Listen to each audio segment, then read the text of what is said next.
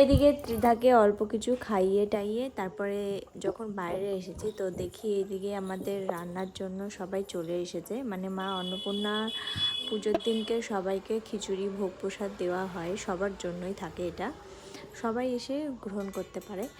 তো রান্না স্টার্ট হওয়ার আগে একটু রিচুয়ালস থাকে, সেই রিচুয়ালসগুলো একটু পালন করছিল।